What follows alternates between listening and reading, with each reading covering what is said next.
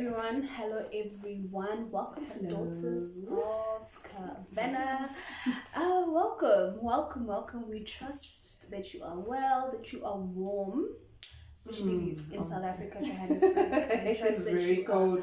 warm, you are well. It is very cold. And yeah, welcome. Thank you. How are you? How have you been? I have been good. Yeah, I'm trying to keep warm. Not my favorite season, but we'll try. We'll soldier on. Winter's also my least favorite season because of everything that happens. Your skin sheds. Yeah. Oh no, everything. My skin doesn't shade. Really? It actually dries up. Dries up. It becomes you know, as in ashy. Sure. Yeah, that's my problem when it's winter. Sure. Mine dries up to a point where it starts shading like under my, and it's like, whoa, girl, what is happening? But today, to not waste any further time, we're going to be talking about what 12 years of being married has taught you. This conversation came from just firstly wanting to prepare people who actually have not experienced marriage and desire to be married. Yes. And also just a reflection for you. Like 12 years is not easy. 12 years is That's a long time. It's a long time to be with someone, you know. A decade with remainders on the side. Oh, a decade with two remainders on the side. Yeah. I was watching this movie also recently. It's called Being Married. I didn't like the narrative of the movie, by the way. Okay. Because it was promoting anti-marriage. Okay. And in the movie, these two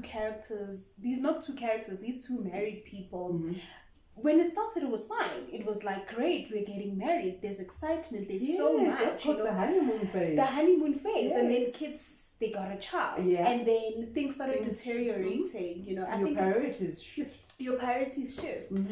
And then when the child happened, it's like they grew apart. And the only time they would talk is when about the child, or when the other person was mad. Okay. You know? And then it led to like a divorce, and within the divorce they started now painting each other bad to win the cases. It was, you know, it made me, but it also made me think, like, I don't think being married is as easy. It's and not. It's hard work. It is a process. It is a process. And now imagine having to wake up to the same face every day. Oh my word. Staying with the same person every single day. Hearing the same voice every single day. Exactly. Have to adjust to their behaviors, their character, everything about them. And love is just not enough. Yeah. And that's also, I think, when on the other side of being unmarried and obviously also desiring to be married, you have this maybe idol, this picture of how marriage looks like. And no, I think the problem is when you watch movies, when you watch, especially for us girls, it's fairy tales, you know, and all these kind of things. So when we idolize marriage, for us, we're thinking it's this fairy tale that is, it's going to be a happy ever after, you know. They lived happily ever after. He doesn't snore. He just sleeps like an angel. Exactly. You know, everything that they do is so good. You know, it just brings butterflies to your tummy, and it's a fantasy. And you know what?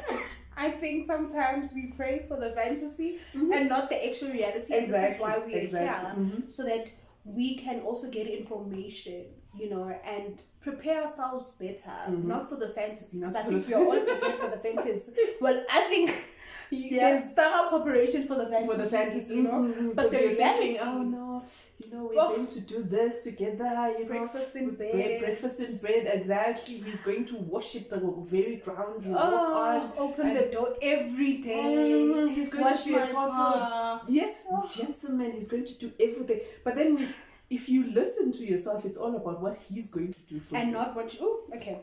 That's when we will talk... Yeah, you know, actually we have... I think we just figured now that a lot of our desires are self-centered. They are. So we get married with the desire to be It's catered. all about them catering for us. It's all about breakfast in my bed. Exactly what he's going to buy me, you know, the surprises, the birthday presents, what he's going to do for me, where he's going to take me, you know, exactly. But what are you bringing to the table? It's not all about you. It's not all about me. That's what people need to know when they get into a relationship. It's not about you. Sure. It's actually not about any of us. It's not about, and I think I remember we had this. Because that's just self-centeredness. It is. It's selfishness. So if you're still selfish, you're not ready for marriage. Yeah, if you still have that mentality of it all has to be you, and nothing else, then exactly, you're not ready for marriage. Sure. Okay, so I think we were having also this conversation last week, and I had questions, and you actually did highlight the importance of being selfless for the marriage to work. Exactly. Dying to yourself for the marriage to work. Okay, so let's get into the question. The very first question I have is, how would you personally define marriage from your own experience? From my own experience, it's when a man and a woman come together in agreement, right? So they actually create a covenant between the two of them to build a life, you know, to create something more that is more than just the two of them. To create a life beyond themselves, exactly. You know, so that's how I would define marriage. Okay. It's a partnership for me. I would actually say it's a covenant, and it's also a partnership between two people. You come in and you build for something, that a goal that you actually want, or a goal that you are aspiring. You know, it's not just about what you want or what the other partner wants. It's about you combining your ideas, your ambitions for a purpose. Do you know, so the purpose of marriage is what I'm getting is the building aspect of it. Yeah. You're coming to build something beyond yourselves. Mm-hmm. Is there a way that each partner should come? Like, are they, you know, okay, this also, I'll just give you context of the question. I know I didn't prepare you for this. I was having a conversation with one of my peers. Okay. And I suspect that she thinks that she needs to be a particular way for her to fit the criteria of someone who fits who's fit to be married, a wife. To be a wife. Okay. You know, she was just telling me about, I feel like I need to have A, B, C, D, E, then only then will I qualify. Do we qualify for marriage? Did you qualify? Like, did you feel qualified to be married? Honestly, for me, marriage was not something that I actually was on your mind. It was never on my mind. You know, I think maybe because of how I grew up, you know, I never wanted a life like that. So for me, marriage was like, I was thinking it's going to be like kind of prison for me, you know, because of the way that my parents modeled it for me. It was not something that I desired. Sure. You know, so I never prepared myself for it. Honestly, you know, it just came. So, you know, but obviously, my mother, she would actually give us advice, you know, as girls, you know, as in, you know, it's better to marry this type of a man. You know, it's better for you to have this when you're coming into a marriage. Have your own ambition, have your own career, right? So that you don't depend heavily on the next person. You know, so when you also come, and she would actually tell me that when you are coming into a relationship of marriage, it's better for you to find someone who hasn't started building it. Okay. You start in together to build together. You know, you start from scratch, as in everything. Rather than you coming into something that is already built or anything that's already established. Because tomorrow, if he finds you, okay, I don't want you anymore, he can just kick you out. And he'll tell you, when you came in, you found everything there. Sure. You know? So they're like, actually, it's better for you to actually come into a relationship, right, with someone who's also on your level. So that you can also build something together. Because when you build something together, right, he can see the value in you, in what you have built together. But when you come into something that's already established, then he will look at you and think, but what exactly did you contribute? Because when you came in, I already had these things, you know. So what exactly can I say that we did this together? Sure.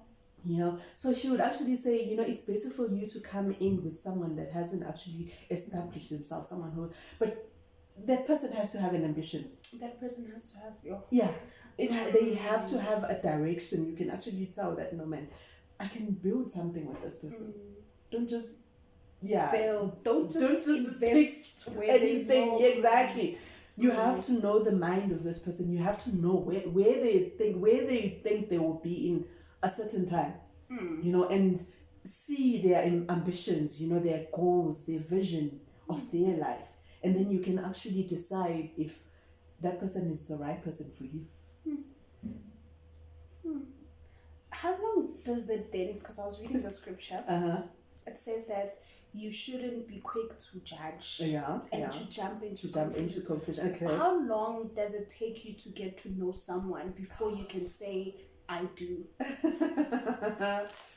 Lord, you know, that's a very tricky question. You know, because you've got people that have known each other for, 4 or 5 years before they got married. But then when they did get married, they didn't stay married. Sure. You see? And then you've got people that only met like a month to a few weeks.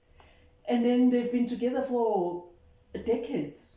So I can't actually say how long for you to actually know the person, because it's a very tricky question. It's a very tricky okay. You know, it's a very tricky question. For me, my husband, I think, if I've told you the story, right? We met on back then it was Mixit, yeah. So it's like a social media site. Like now it's online dating, but yeah, back then it was still starting out. So we knew each other over the texting and sending each other messages for about a month or so, right? I never met the guy, you know. And then when we met, it only took us like a week to actually decide, okay, we're getting married. We're getting married. Oh, okay. You see? So it's very tricky. It's very tricky because it was, for us, you'd actually say it was too quick because, okay, you just met the guy and then next week you're saying, okay, we're getting married. And you'd be thinking, I'm sure people will be thinking, is there something wrong with you? But is everything all right? If everything all right, but you know, 12 years down the line, and here we are. Sure. It's so tricky. You're saying it's so tricky because on one extreme it works out. On the other it doesn't work exactly. Out. But Jonathan, for 5 years, 5 years. Someone would actually say it's a long time, right? It's just way too long. I think that's mine, and I don't want to say it because I don't want to eat my own. Because what are we doing for 5 years? You know, it's good if you are in that. You're still young. Okay. You know, you're not yet prepared, or you're not ready for marriage yet. You're not ready for that commitment. So it's fine. You can date someone. If it's, you know, on distance, if the Mpumalanga or the USA or something, we can. Yeah, but if you are that age where people are asking you, but I don't think 5 years is too long. You know, and I've seen people who've dated for that long. When they actually do get married, they actually don't stay. I don't know why. You know, most of them actually don't stay married at all. And then you'll be wondering, but you were together for this long. Are you telling me you couldn't make it in marriage? Sure. It's like that piece of paper that said you are legally married just got in the way. Sure. So it's a very tricky question is to ask how long for you to know someone. Because honestly, you can never really know someone. Every day. People are like onions. Exactly. It's a layer. It's a layer every single. You know, there are some things that I'm still learning about my husband even after 12 years. There's something that he's still learning about me. Even after 12 years. Even after 12 years. I'm like, yesterday he was asking, my son was telling him that mommy's favorite color is black. You know, and he's shocked because he's like, I thought it was brown. How did it become black? Yeah. How did it become black? I'm like, Hypo, okay, are you telling me you've forgotten that my favorite color is black? He's like, I thought it was brown. So you see, it's you can never fully know someone. For him, he was thinking, oh no, I know her favorite color. It's definitely brown. You know? Only to find out 12 years later that no. It is not. It is not. Yeah. I think maybe when we get into relationships, maybe people stop learning each other. Yeah. And they get comfortable, and the minute you get comfortable, you do. That's when the separation I think the problem that we have with people is like when we get married, that's it. You know, it's like mission accomplished. Then there's nothing else that I need to relax. do. Relax. Exactly. There's nothing else I need to do. But no, it's a relationship. You know, you need to maintain it. You need to maintain exactly. Sure. The maintenance part of it, I think, is what gets to a lot of people. Because when you get married, it's like, I'm done. Most of them are just like, I'm done. What else am I going to do? I'm married already, so there's nothing else that I need to do. But it's a relationship that you need to maintain. Otherwise, you drift apart, and then most of them head for divorce. Yeah, I think that should be our next conversation, maintaining a relationship. Beyond marriage, exactly. You know, maintaining friendships. Yes, you've won that. Oh yes, you've won that woman, you've won that man. Now you are there, but you need to maintain. Sure, for it to grow. And it needs to develop into what the beyond exactly. part of exactly. The partnership. Need to maintain it. It's a partnership, so it's a relationship. You need to maintain it. It's just like your relationship with God. It's not like when you say when you do the salvation prayer, it's done. It's done. You know, exactly. Having tickets. Yes, I've got my ticket already, so I don't have to maintain that relationship with God. I already have it. No, it's a relationship that needs to be maintained each and every single day. So it's the same thing with marriage. With marriage, you need to maintain it each and every day. That's why you get people when they're married, they're like, no man, you know, the person I married is not what I thought. You know? What I ordered is not what I got. God, can we change the menu? Can we change the Why? Because when they got into marriage, right? When they got married, they kinda gave up on the relationship. They're like, I've accomplished what I wanted then. What else? What else? Oh, my words. Let it not be your portion, my sister or my brother, wherever you are. We'll learn. We live and we learn. So this brings me to my next question. Yeah. What has marriage taught you about God? So my husband, right, is a preacher. He's an evangelist. Oh Lord. The oh Lord is. You know, if there was one thing I would actually have, I told myself before I got married, right, was not a pastor, Lord. Anybody but a pastor. You know? Anybody. And only to find out, I think it was a month or two after we got married, that's when he told me, you know, I'm an ordained minister, right? I'm like, my word. Okay, I mean, like, Lord, this is like divine comedy. Like seriously, I had been praying. Lord, I do not want to be married to a pastor. My word. But remember, many other plans in a man's heart. But not a pastor. So for me, I would say that being married to him had actually opened up. You know, it actually helped me in my walk, you know, with the Lord. Because he showed me some things. I think I would actually say I was one of those carnal Christians. You know? As in my mind, I had that thing where, you know, since my sins have been forgiven, so they've been forgiven. So it means even if I sin today, if I sin tomorrow, I'm forgiven. You know? So it kind of gave you that sense of, no, even if you sin, I'm forgiven. So with me being married to him and him also sharing his knowledge, you know, his intimate walk with Christ, it actually showed me that no man, it's this is like a relationship. You need to work at it. Yeah. You know, you need to have a relationship with God. It's not just you say, I did the salvation prayer, you know, I'm saved, and that's it. Yeah.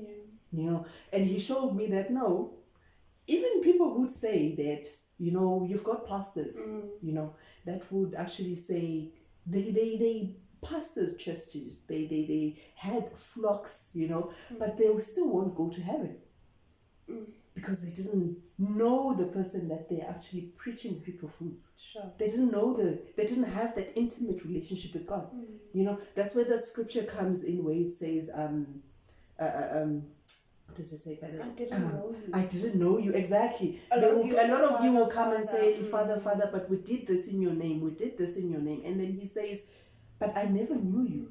And that knew you part is the same as, you know, when Adam knew his wife and he conceived. So it means that intimate relationship. You know, you never actually knew that God that you proclaimed to actually preach about. Sure. You know, the one who ordained you, the one who anointed you, the one who gave you that calling. You didn't actually have that relationship with him. Sure. You see, so it actually showed me that I was, I was, I was just what I would say a churchgoer. A churchgoer. Exactly. Sure. You know, I was just one of those people that, you know, Sunday I'm at church, you know, Monday, Tuesday, Wednesday, Friday, I can do what I want. And then Sunday I'm back at church. Sure. Sure. And he also helped me, you know, like I think in our previous videos we talked about, you know, how to hear the Holy Spirit, you know, how I could hear him. But, you know, you think, you know, westernization, you think, nah, that's my conscience. That's my conscience. Exactly. Sure. That's my conscience, you know. But in your mind, you'll be thinking, I can hear this voice, like it's audibly. But you'll be thinking, no, man, what they say, it's a conscience. It's a conscience. Exactly. Nothing more, nothing less. But it helped me know the voice of God, you know, to hear him.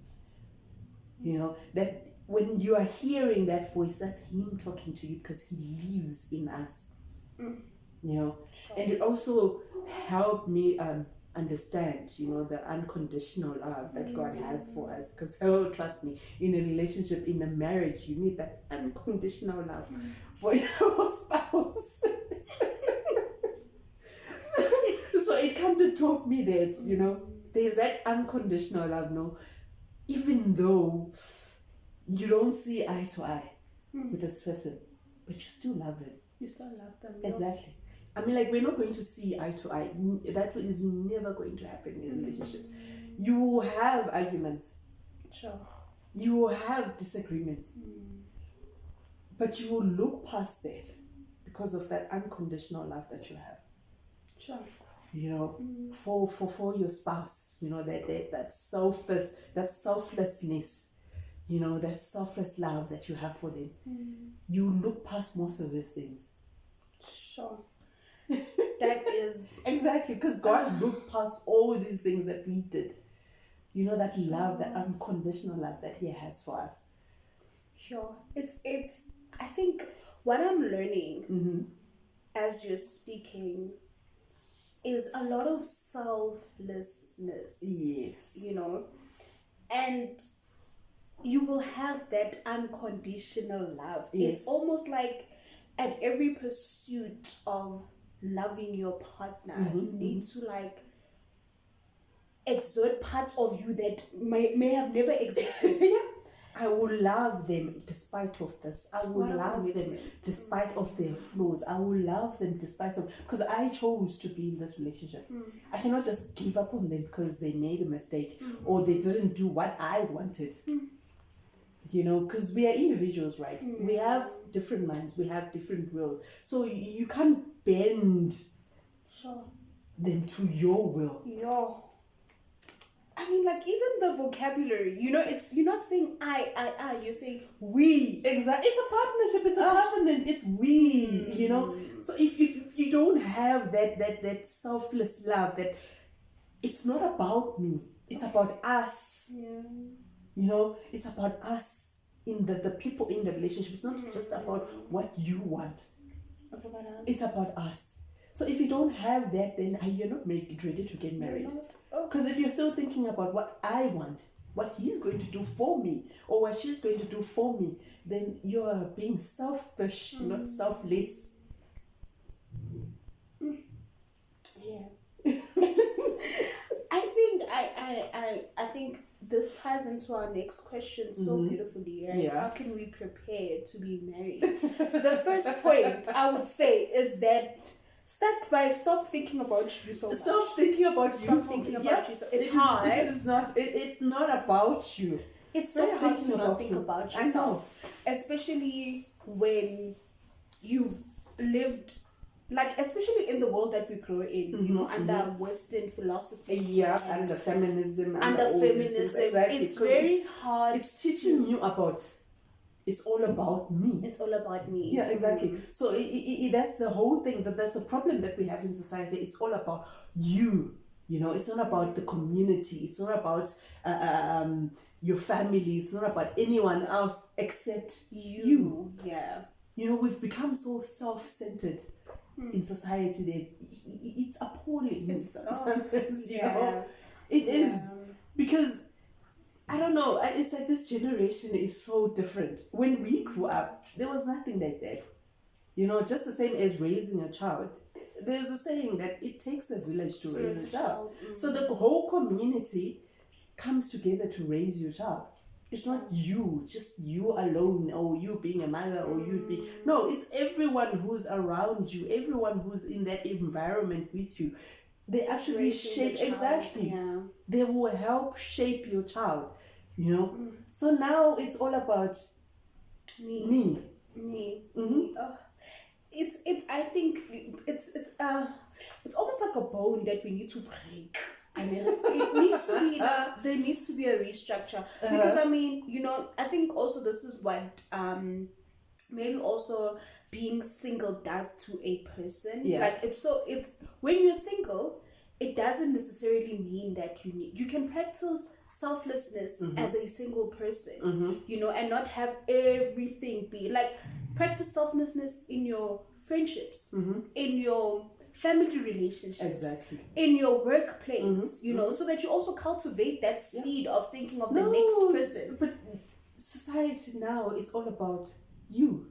Yeah, that's the thing that we need to break. It's all about me. How you know, how am I going to exactly? Yeah. You know, now you can't even ask someone to do something for you, because all they are going to ask is, what do I get? Exactly, like, what's in it for me? Exactly. Wow, you know? Can you do this for me? What's in it for me? I'd be like, okay, like really, now I need to give you something in order for you to help. How it just defeats the purpose of help. It is. You know? If I needed someone that I could pay, I could actually just go to someone else and give them money to do what I... No, but because I have a relationship with you, I'm expecting you to help me. Without asking for any terms and conditions. Exactly. And that's what we have also turned our relationship with God. It's transactional. It's transactional. What can you do for me? If I go on a fast, what do I get? If I contribute in church, what do I get? Exactly. If I pay my tithe, am I going to get something back? Sure. Oh, Lord, check our motives. Because it's always driven by our own lusts. Exactly. Our own desires. Like, even in our relationship with God, we perform only to gain something. Exactly. Why do you think if you look at most churches that we have, when a pastor teaches more or preaches more about prosperity, that church is full. It is full. It is packed. You know? And when a pastor actually talks about the Bible, the truth, without actually sugarcoating anything or telling you you're going to gain anything from anything, you won't find a lot of people there. You won't. We want that gospel where it tells you what I can get from this relationship, what I am going to receive, what it's going to do for me. That's all we want. Because even if the pastor is preaching and whatnot, you know that amens are so different than when he says, let the Lord prosper you. Have you heard how many amens come out from there? How loud they are. But when the pastor says, let God convict you of that sin in you, that sin that's holding you back, that sin that's holding, that's blocking all the... Do you ever hear amens? Yo. That's the problem, that we've become so self-centered, as in, God, if I follow you, what do I gain? What do I gain? Exactly, what do I gain? What if you have to, the Bible says that you must lose. Lose something. Lose. The ministry is losing. Like, I'm just trying to recall the scripture. What are you prepared? Whoever loses his life for Christ actually gains it. But looking at it in reality, what does losing look like? And no one wants to have those conversations about losing. No. Because also there's this, like you're saying, the prosperity movement where it's like, it's all about what I'm gaining. But what if God, like, we were having this conversation yesterday during church, that what are you prepared to lose? What if God says the H, and that one struck me, and I was like, whoa. Okay, but what if God says that marriage is not your portion? Exactly. Is he still God? Exactly. What if he just says that leave your Isaac, like consecrate. Yep. Give me that very thing that you love. Give me that very thing that you love. Exactly. Things like your degree that you have carved your whole life around your degree. And I think I'm speaking personally that I thought that going to a specific university and doing this specific course was going to grant me freedom, financial freedom, social freedom. It was going to prosper me. It was going to prosper exactly. me. Then God interrupted the whole thing, and he interrupted. Like he says, they are your plans, and then they are God's plans. Yeah. You see, we all have plans, but what is God saying about your plans? Yes, about where your life is supposed to be heading, about where your life is supposed to be going, about what you're supposed to be doing in your life. Everyone has got their own plans. And like a few years down the line, I think 5 years down the line, I'm starting to realize that had I just gone with the Lord's plan, this thing of going to Tarshish Jonah, this thing of going there, so many people have been affected by my disobedience. So many people get affected by you not saying yes. That one decision that you make will affect your life. It will take you even longer to get where you're supposed to be. The grace for speed. These are our prayers now. No, that's the thing, speed, God. Because we want things there. Now, let me do it. Now, if I do this, then I'll be there. Not knowing that if you do this, it will take you back to zero. And now you have to take even longer to get to where you were supposed to be. I mean, like, look at what happened to the Israelites in the desert. How long did it take them? 40 years. And that was just supposed to take a couple of days. Exactly. It took them 40 years. Why? Because of their disobedience. This is a sermon. I think we need to, and this is something that, oh my Lord, it's a prayer, but I think it's a hard posture. Lord, I abandon your plan. Abandon your plan. Lord, exactly. I abandon my plans. Oh so tell me what you want me to do with my life. Tell me. Be the one to say where I'm supposed. Exactly. And if the Lord, the thing is with the plans of God, they are so like they're not about you. No, they're not. They will strip you away from yourself, and not to harm you, but to make you see as the Lord sees, and to develop a mind of Christ. Exactly. A lot of our plans are about, and they will stretch you to capacities that you're like, oh Lord. Like the plans of God are not the most comfortable and simple. No, they're not. Because remember, He is actually preparing you. He's stretching you so that you have that capacity to hold whatever He's actually going to put in your life. So if you do not build capacity, you're going to break. You are going to break. You're going to break. You are going to, like, it's something. That's the whole thing when people say, God is taking too long to answer my prayers. No, he's not taking too long. He's waiting for that right time when he knows you're ready. Oh.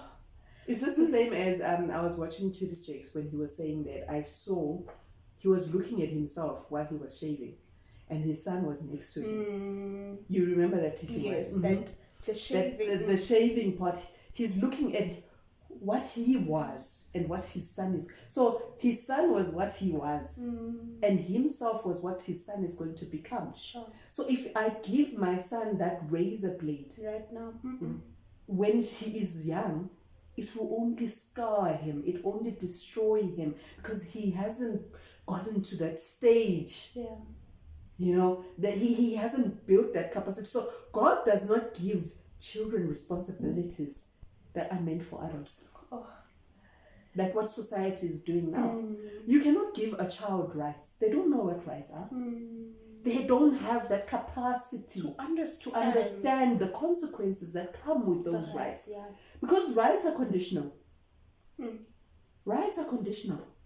I'm sorry. I am someone who's aspiring to be a lawyer by profession. So I know rights are conditional. You know, you hear people speaking about freedom of speech. But freedom of speech comes with conditions. Yeah. You know, you hear people talking about free housing, free education, free this. If you read the Constitution, every right has a condition. So for you to actually get or activate that right, you have to meet the requirements. You have to meet the conditions for you to actually access that right. So when you give a child who does not know anything, you know, access to these rights, they don't know the conditions or the requirements that are attached to them. You are actually destroying them instead of actually building them up. Because you're giving it to them too soon. And they don't understand. They don't have that capacity to actually, what can I say, handle the conditions that come with it. Sure. Because now you've got kids telling their parents, you know, I can go out anytime, I can come back in anytime, you can't do anything. You call the police for me, fine. I kick you out of it's my house. Call with the police. That's a condition, right? You have the right as long as I say. Sure. Because I'm the one who's providing for you to have those very rights that you're fighting for. So if me, the provider, says I cannot provide for you anymore, do you think you're going to have a right to housing, a right to education, You're not. a right to sanitation, all those things, exactly, and security?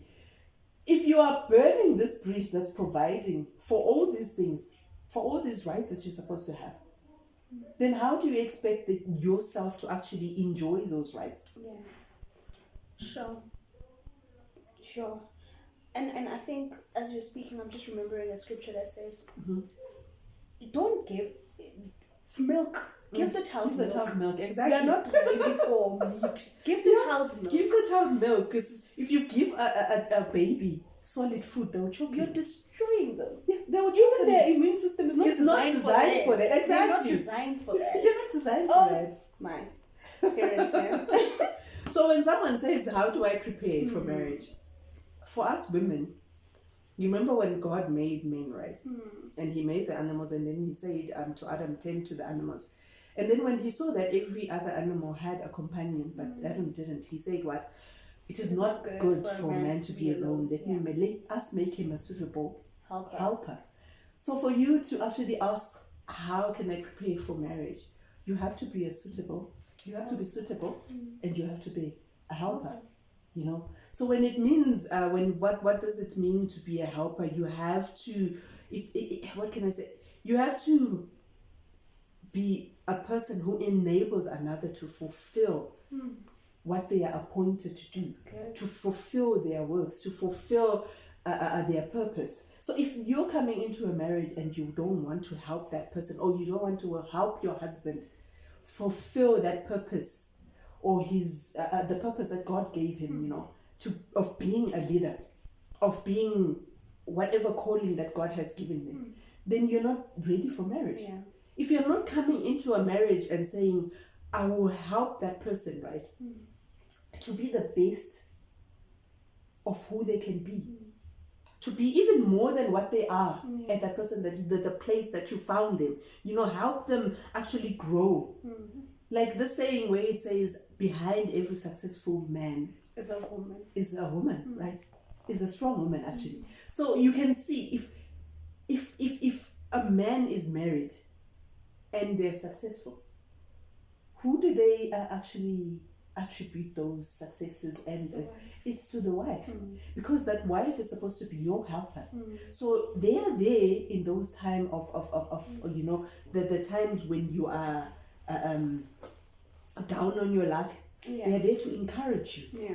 You know, that's why when we talked the other time about a godly woman, we were talking about Proverbs 31, right? Where it talks about a godly woman, where it talks about what comes out of your mouth. Yeah. It has to be wisdom that builds someone. Yeah. You know, so if you are that person who's so selfish that you don't know how to build someone else, you know, help build them, then you're not ready for marriage. Sure. You're not ready for marriage at all.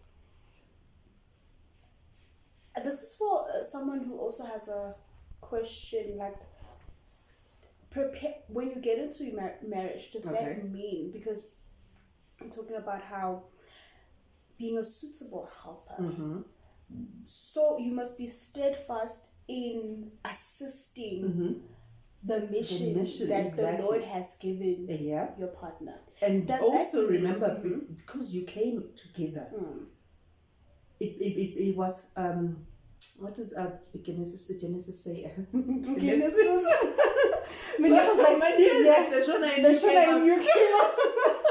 It talks about when a man leaves his mother and father to cling to his wife, right? And so it becomes two flesh becomes one, right? So that one, it means now you've got a mission for the both of you, right? So it's not about just you helping him achieve that mission. It's about it's for the both of you. Yeah. You know, you're helping him. You helping him is also helping you. Yes. You know. Okay. So it's not just about the other person. Okay. By helping the person that your partner, you're also helping yourself. Yourself, that's good. That is so good. It's submission. It's the art of submission. Exactly. Like you thrive. You thrive through submission. Yes, and like the Bible says, the husband is the head, right? And we are the helpers. Yeah. You know. So what we are supposed to be, the wife is the neck, the husband is the head.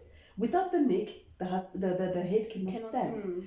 So don't, just because we talk about submission, don't think it's about servitude or slavery or oppression or those. Exactly. It's you helping him stand up in society so that the both of you can build something together.